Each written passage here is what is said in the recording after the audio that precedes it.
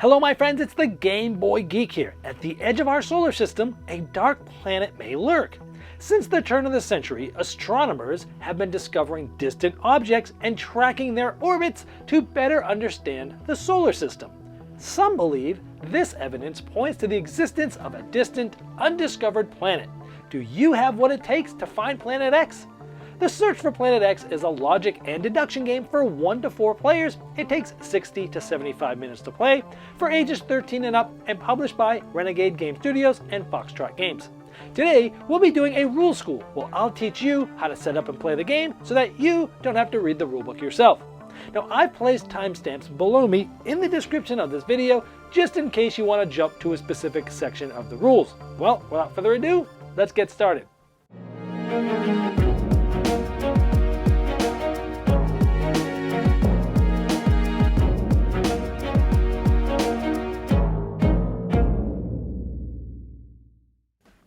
The search for Planet X is a logic and deduction game for 1 to 4 players where you're trying to have the most points in the end. Each game you'll be getting some starting information that's different from all the other players. This will help you start to deduce where Planet X might be or might not be. But over the course of the game you're going to be researching different objects through different sectors to narrow things down. You can also spend a lot of time to target a specific sector to find out exactly what's in it, but only twice per game. You can also research to find out other logic rules that are specific to this game. You'll be able to submit theories, gaining you points, but also giving other players more information. And once you've narrowed it down, it's not just the first player to find Planet X to win, because other players can also try to find it and/or theories to help even the score. There's an expert mode that brings more sectors and more objects with tougher logic, as well as a solo mode against a bot that really makes you feel like you're playing against another player because it actually learns based upon your theories. And the app really helps the game, giving you secret information and making sure you don't get any wrong answers. You're going to take the board and you're going to place it in the middle of the table. However, you're going to make sure it says standard mode on the board because this will only go up through sectors 12. You're going to find the sun disk and place it right in the middle of the board where that hole is. You're then going to place the Earth board right on top of it like this, and you're going to have this arrow point right to the beginning of Sector 1 just like this. Each player is going to pick a color and take the player shield of that color. Now you're going to set your shield up like this, stood up, and you're going to get these components. Give everyone 2 target tokens. It's these 2 gray ones. Each player is going to have 12 theory tokens of their color. In this case, we are purple. We have a purple shield and purple tokens here. Now from these theory tokens, you're going to have 4 asteroids, 2 gas clouds, 2 comets, and you're actually going to be having 4 dwarf planets. But in the standard mode, you're only going to use 1 of these. So 3 of these dwarf planet theory tokens you can place back in the box. Each player will also have 1 player pawn. Each player will place those in Sector 1, making sure they're all in that sector around the edge like this, and they can be placed in random order. Next, each player is going to see what side of the board they are sitting on. We're sitting looking this way, so we are sitting on this sun side. The player sitting on this side has the leaf icon, and over here has the spring flower. Those icons have to do with the player's note sheets. Each player is going to get 1 sheet, and they'll take a sheet depending on where they're sitting. Again, whichever icon you are sitting next to or looking past is the one that you'll take. For example, we were sitting next to the sun, so we'll take the sheet that says summer solstice, and so on and so forth for the players sitting on the autumn equinox, spring equinox, or winter solstice side. Now this is important because each of the sheets show the different sectors in the way that they're seeing them. For example, sectors 12 and 1 are up top because the way that we're facing the board, this is where this is, and this will be important in how the game is played.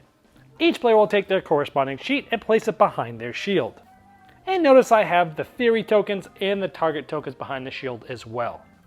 If you'd like to keep your theory tokens face up so they're easier to find later, you can do that, but just be warned, players getting up to walk around you might see them by accident. You'll want to give every player a pencil, which is not included in the game, or some other writing implement, but if it's erasable, it will be better for you. Each player needs to have access to the companion app on an electronic device. Players can use their own device, or they can share a device with 1 or more players. On one device, generate a game code. Now you'll do this by clicking Start New Game, and we're playing the standard mode, so you'll select Standard Mode, and then you'll select Start Game.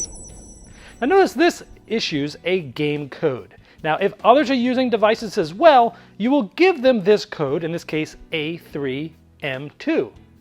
Once everybody has A3M2 up on their device, you can click Continue. And so you'll write that game code on your note sheet for future reference. Now, if other players are using their own device, they would click Enter Game Code from the app's homepage. Then at the top, they would enter in that code A3M2, and they'd click Join Game. They would make sure that they're in the standard mode, they have the right code, they would then click Continue. It's then going to ask you to choose your view. In this case, we are looking at the board from the summer solstice, so we will select that. And it's going to show us summer solstice, and it's going to give us a difficulty level. You can choose whichever one you want. You can have everyone play the same level, or if you're playing with players at different levels, like if you're a parent playing with a child, you might want to have them click Youth to get 12 facts, and you, as an experienced, get 4 facts. If you're new at the game, we would like you to select Beginner, but if you've played it before, you can select Experienced, and if you're great at deduction games and played this a lot, you can click Genius. Then click View Starting Information. This is going to give you some starting information for our side of the board. Now, based upon your selections and setting up, the app is going to give you this starting information, and it's going to tell you a sector and what is not in there so you can start crossing things off. For example, it says Sector 2 is not a dwarf planet. So in my Sector 2, I would find the dwarf planet, it shows you the icon on the app, and I would go ahead and just cross that out just like that. I'll teach you more about these objects and the logic rules later on, but for now just cross them off as your starting information shows, just like I have done here. Now keep in mind that everyone, because they're sitting at a different section of the board, will actually get different starting information. Now, if you're sharing your device with another player, click Add Another Player, and then it's going to have them select a specific starting side of the board. Let's select Autumn Equinox, for example. Well, they'll be able to select their own difficulty level. Let's say Beginner, and it's going to give them information. Again, remembering it's different from the information that you had gotten. Now, the app is going to give you some information about research and conferences for the game, and these will be different every game. So, as the app shows research, A through F, you have a section of your notes that says research and conference notes, and you also have A through F. Now, for this A through F, you're going to write down what information you're going to find out about that corresponding research. For example, A says asteroids and comets in the app, and here I'm going to put A plus C, just abbreviating A for asteroids and C for comets. And so here we have dwarf planets and comets. So B, we have DP plus C. And C, we have asteroids and gas clouds, and so on and so forth. Also for the conferences, the X1, we will see PX plus DP, that stands for Planet X, and dwarf planets. That's how you set this up. Then you'll go ahead and click Continue, and you'll be brought to the game menu, and now you're ready to start to play. So let's talk about how you win and what you're trying to do. The object of the game is to be the one with the most points in the end, and you'll be getting points by finding Planet X. Finding it first will get you the most points, but other players will get points for it too if they can find it later. You'll also get points for being the first to submit any correct theories, and you'll be getting points for submitting correct theories on the different types of objects. Now, speaking of those objects, you'll see them over here. We have comets, asteroids, dwarf planets, gas clouds, Planet X, and some empty sectors. It also shows you how many objects there are in each of these. 2 comets, 4 asteroids, 1 dwarf planet, 2 gas clouds, 1 Planet X, and 2 truly empty sectors. It also has specific logic rules that have to do with all these. For example, comets are only in particular sectors. And if you look on your map here of the different sectors, it actually shows that comets are only possible in these specific sectors. And for example, the 4 asteroids are adjacent to at least one other. So each asteroid is adjacent to at least one other one. Dwarf planets are never adjacent to the Planet X. In this case, there's only one of them because we're playing the standard mode. The 2 gas clouds, they're adjacent to at least one truly empty sector. We'll talk about that in just a moment. Planet X is not adjacent to a dwarf planet, but it appears empty. As we're doing actions and looking for things, empty things might actually be Planet X.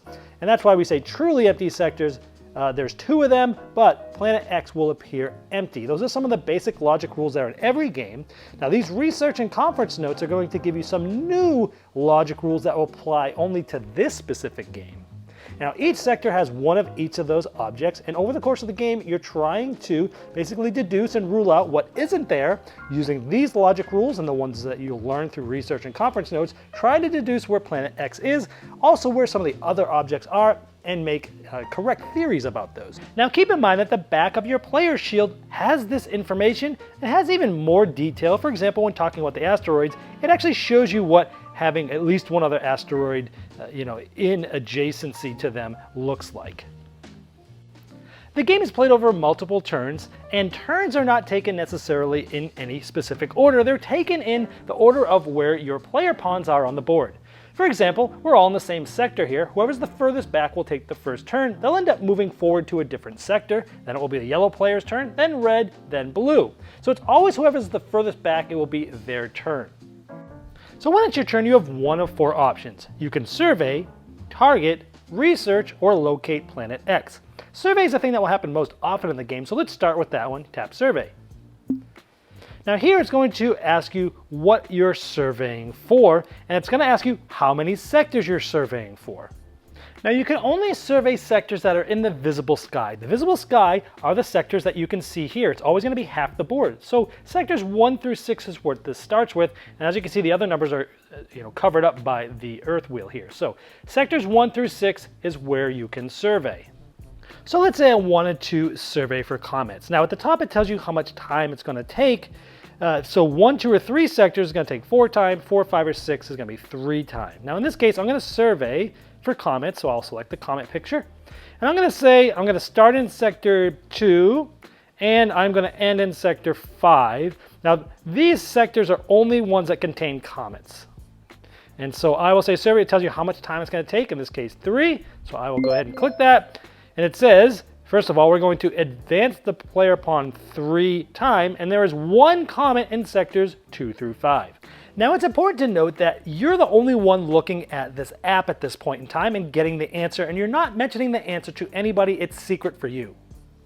Now moving 3 times means you're going to move 3 sectors, just like that. Now if there happened to have been another player there, when you get there, you'll move all the way to the front in front of all of those players. That means that the players behind you are going to be able to go before you.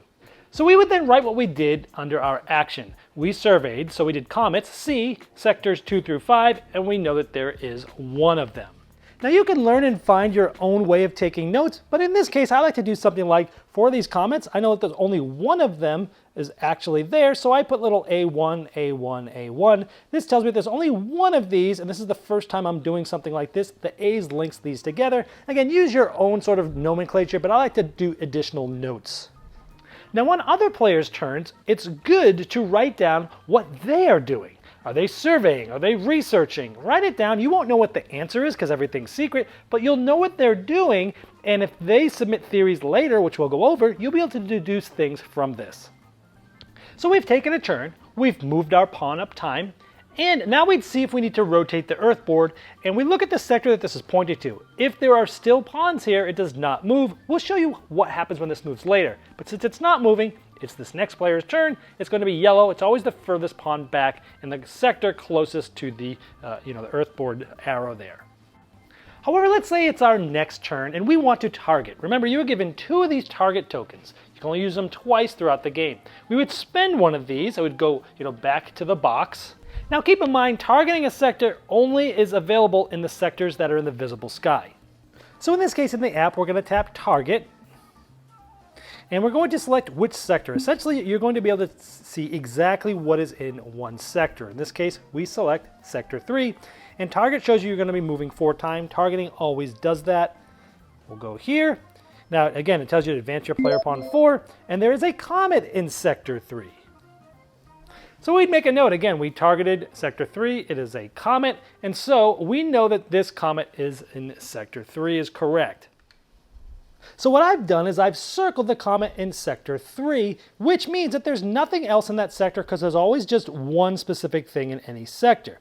Now I've reduced that these are not there. Now notice my starting marks were X's and these are lines. It's good to keep your starting information a different way than your deduced information. Some people like to just color this in and then make X's for the deduced information, where I did X's at the beginning, and now I'm just using lines. But if you use different ones for your starting information versus your deduced information, if you end up getting, tied up throughout halfway, or at the end you didn't get it right, you can kind of go back and see what might have happened.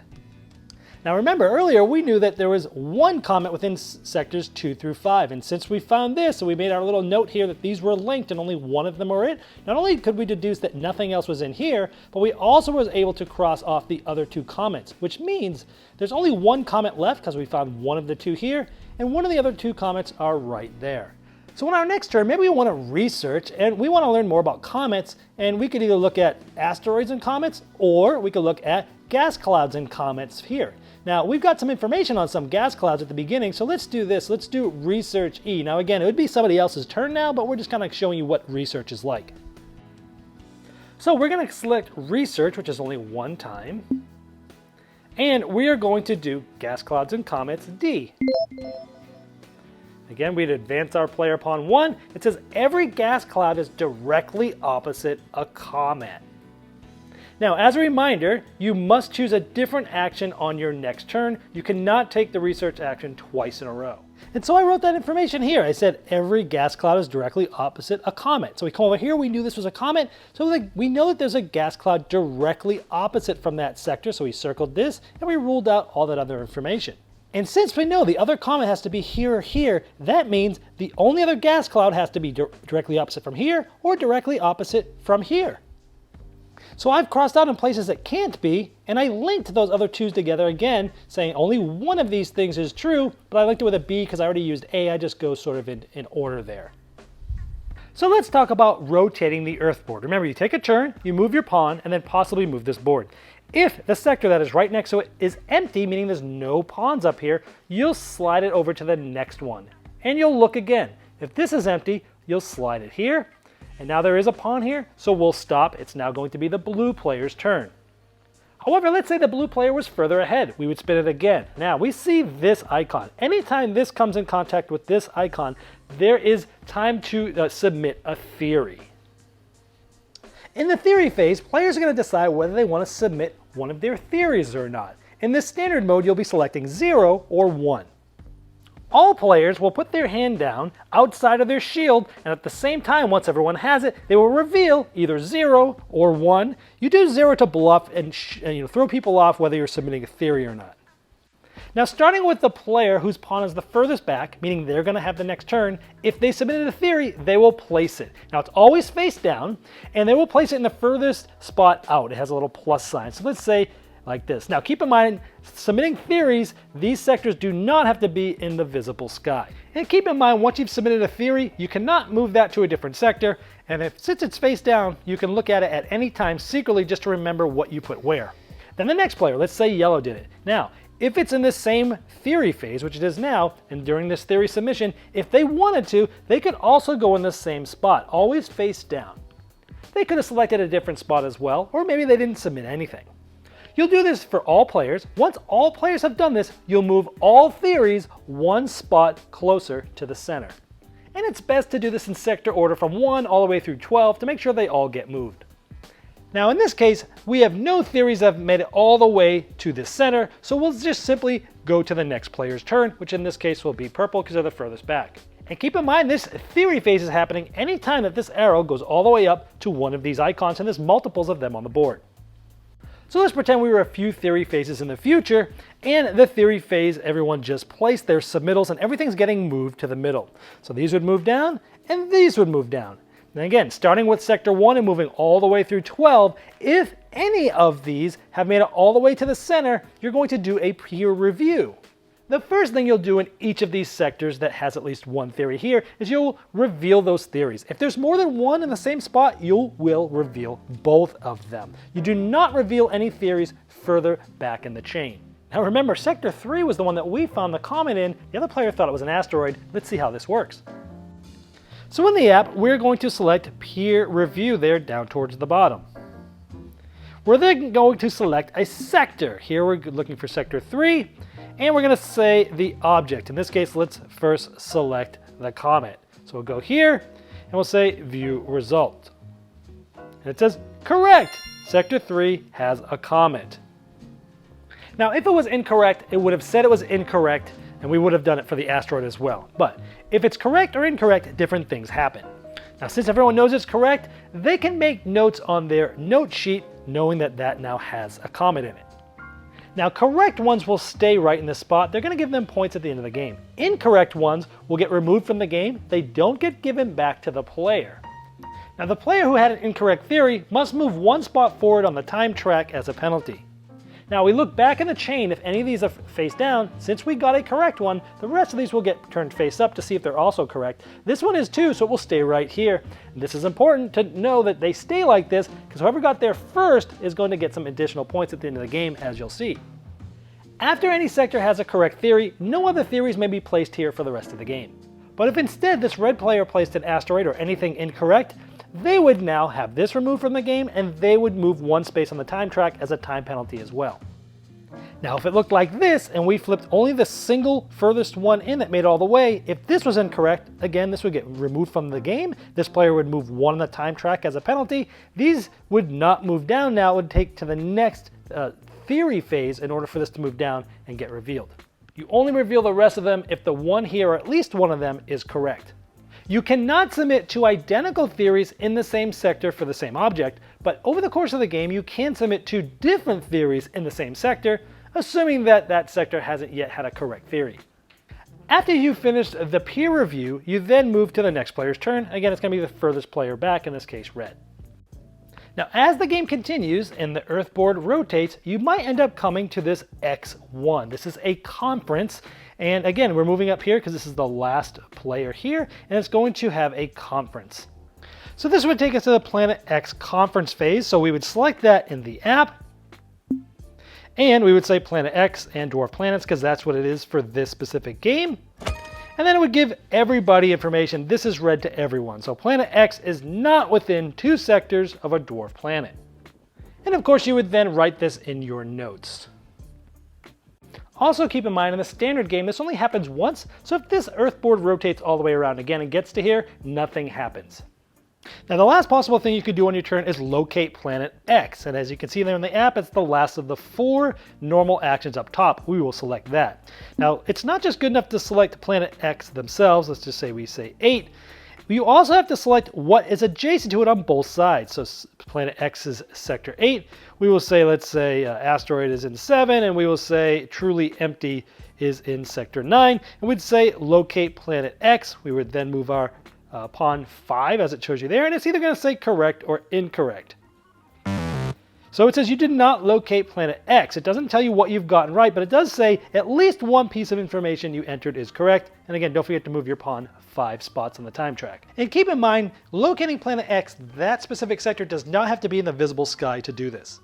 Now, if you have located Planet X, you will still advance your player pawn 5 spots on the time track, and it will tell you that you found Planet X. Do not tell anybody where it is or what you found.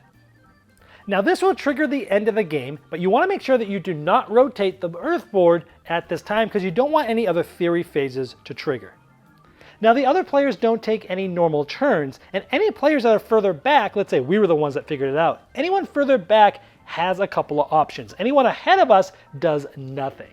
This player also wouldn't be able to do anything at the game's end if they were in the same sector as the one that found Planet X. Your player shield helps with this, but each of those players that are behind can either locate Planet X, or they can submit 1 or 2 theories. And this depends on how far back they are. If this is where we are, if they were 1, 2, or 3 back, they could submit 1 theory. If they were 4 or 5, they could submit 2 theories. And depending on how far back they were from us, they would get a certain amount of points if they found Planet X. We'll end up getting 10 points because we were the first, but again, anyone further back will be able to possibly get more points by doing that. Now, these decisions happen for eligible players in turn order from the furthest back, just as normal. Once all eligible players have either submitted 1 or 2 theories or attempted to find Planet X, you'd click the End Game and reveal objects at the bottom of the app. This will say, yes, are you sure you want to end the game? Sure. And it's going to give you the answer to this specific game with what is in which sector. Then, any theories that are face down in any sectors will all get flipped face up, and you'll resolve these as normal. Now keep in mind, players will be getting extra points for being the first to correctly submit a theory. In this case, purple got it for this sector, but red got it for this one because they were the only one to get it correct there. Then players will tally up their score. They'll get 1 point for every sector that they were the first to submit a correct theory, as I just showed. Then they'll get a certain amount of points for each object that they correctly submitted a theory for. In this case, comets are worth 3 points for each correct theory in different sectors. I had 2 of those, so I have 6 points. Same for the gas clouds. I had 2 different theories that were correct, so I got a total of 4 twice, which is 8 points. I got the dwarf planet right, and I was the first to get planet X, so I have a total of 30 points. If it's tied at this point, the one who scored the most points for locating planet X would be the winner. If it's still tied, the player who scored the most points for the leader bonuses of being the first ones to submit theories wins, and if it's still tied, you rejoice in your shared victory. To play the expert mode, you use the side of the board that says 18 sectors. You'll also use the opposite side of the note sheets, which have 18 sectors and says expert mode in it. You'll use all of your theory tokens, including the 3 dwarf planets that you didn't use in the standard mode. You'll also find the expert panel of your color, and you'll place it in the middle of your shield in these different spots here, and this will show you the new deduction, the new amounts of dwarf planets and truly empty sectors. Now when taking the survey action in the upper right, you can see you can now survey 7, 8, or 9 sectors, and it only moves you 2 times. Now when submitting theories, you can select 0, 1, or 2 theories to select. Remembering that you can never place 2 theories in the same sector at the same time, and you can never have 2 of the identical theories in the same sector. In the Planet X conference phases, you'll see there's now 2 choices, X1 and X2, because there's both of those on the larger expert board now, but keep in mind that each of them still only happens once per game. In the solo game, you'll be playing against a bot, so you'll find a color to play that bot. In this case, it's yellow. We are the purple player, so you'll set both players up in the sector 1, with you being further back, meaning you'll get the first turn of the game. Next to the board, you'll place all 12 theory tokens for the bot's color face down just like this. They'll be using these to submit theories throughout the game. Then next to those 12 theories, you're going to place 12 more of a different color that obviously isn't yours. These will be used to confirm the bot's theories later in the game. Put these tokens face up. In the app's homepage on the bottom left, you'll select Start Solo Game, and then you'll go ahead and select Start New Solo Game, and you'll walk through setting up the mode of the game you're playing, Standard and Expert, and the level of difficulty just like normal. Now remember, you'll take this first turn of the game, but after that, when it's the bot's turn to take a turn, you'll select Bot Take Turn, which is about halfway down the screen. And it will tell you where the bot is. It's in Sector 1 because it's starting the game, and you can select Turn 1 Reveal, and it will say the bot surveys for comets in sectors 2 for 5. So again, just like as if you were playing against any other player, you'd write that information down on your sheet as to what the bot did on their turn, but then you'll advance the bot's pawn 3 on the time track to sector 4. When it comes to the theory phase, you'll decide to submit a theory or theories, depending on which mode of game you're playing. And then after you do that, you'll select Bot Submit Theory, which is about halfway down. And if they're submitting a theory, it'll say where the bot is currently located. You select Reveal, and it will say the bot submits a theory in Sector 2. So you'll take one of the theory tokens from the bot's color, the ones that are face down, and you'll place it where you normally would in Sector 2 because that's where they placed it. And like in the normal game, everything goes one spot closer to the center. Now let's just say it looked like this during the theory phase and it was time to essentially do a peer review. Now in this case, we would confirm ours just on the app, like doing it like normal. Even if we know it's correct, we still do it so that the bot gets that information. Let's just say this was correct. Then we'd go to the bot. Now here, we'd go into the app and we would select peer review. Then we would select the sector, in this case Sector 2, and under Object, we would select the one all the way to the right, which is a picture of a robot, or in this case, it's the bot player. Because this player's theories are always going to be correct, so we'll say View Results. It says correct, Sector 2 has an asteroid. You then take that secondary color that had all the face up theory tokens off for the bot, and you'll place it face up right directly on top of the correct theory, just like that. You can now mark that off, you know there's an asteroid in Sector 2. The rest of the game proceeds as normal. If you go to Locate Planet X, and you select a sector, and you select an object, on both sides, and you locate it. Hey, you're correct. You'll still advance 5 as normal. It will then know where you are on the time track to know where you are in reference to the bot. In this case, let's say we were in Sector 3, for example. Then you select Bot Take Final Action, which is right in the middle of the screen. And then the bot will either submit a theory or try to find Planet X as normal, and then you go to Final Scoring as normal. Now it's possible the bot might find Planet X first. If so, it will ask you how many sectors you are behind it, and then it will give you the options that you normally would at the end of the game, submitting a theory or theories, or finding Planet X, and then you'll score the end as normal. Whoever has the most points at the end is the winner. Well, I hope this helped you dive right into Search for Planet X and get to the fun quicker than you normally would if you had to read the rulebook yourself. Now, if you have further questions about the rules, I've placed a link below me in the description of this video, and that's the best place to ask them since I'll be notified, but so will the publishers.